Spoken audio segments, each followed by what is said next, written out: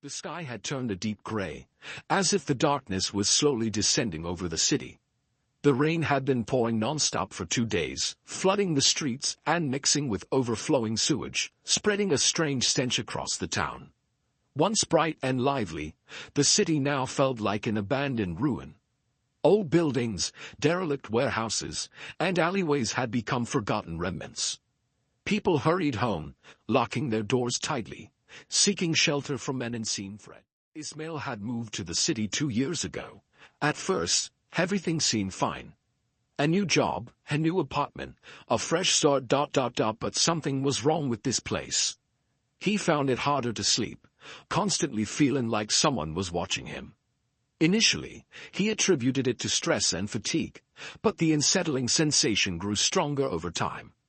Strange noises began to echo through his apartment, and in the dead of night, whispers seemed to reverberate through the empty rooms. One night, as rain droplets tapped against his window, Ismail had fallen asleep on the couch in front of the television. When he woke, the TV was off, and the house was eerily silent. The only light in the room was the dim glow of a street lamp filtering through the window. As he got up to head to the kitchen, he heard a faint creaking sound coming from within the house. His heart raced suddenly. "It's just the wind," he reassured himself, trying to calm his nerves. But the sound was too distinct, too deliberate to be the wind. He cautiously made his way to the kitchen and flipped on the light. There was nothing out of the ordinary, just the usual quiet of his empty home. But then, something caught his eye. On the fogged-up window, there was a handprint, and it was from the inside. A wave of cold fear washed over him. Ismail rushed to the window, wiping at the glass to erase the print, but no matter how hard he tried, the handprint remained. It was as if someone inside had pressed their palm against the glass and left it there. The next morning, Ismail couldn't shake off the events of the previous night. He tried to dismiss it, chalking it up to his overactive imagination, but deep down, he knew something was wrong.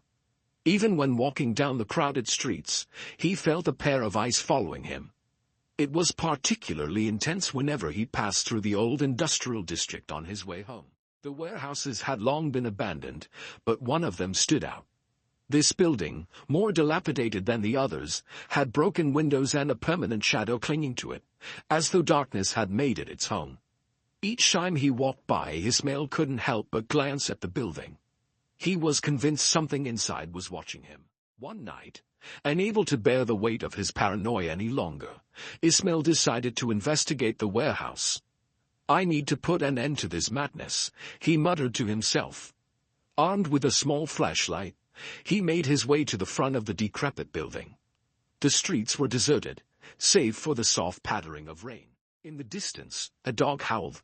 Ismail stood in front of the door, took a deep breath, and pushed it open. The door creaked, revealing the musty, decayed scent of old wood and rot. Inside, the warehouse was even darker and more foreboding than it appeared from the outside. He swept the beam of his flashlight around. Graffiti covered the walls, shards of broken glass littered the floor, and rusted metal scraps lay scattered. Yet, there was something peculiar in the center of the room, an old painting, propped up against the wall. Ismail approached it cautiously. It was a black and white family portrait, depicting a man, a woman, and a small child. But something about the faces was off.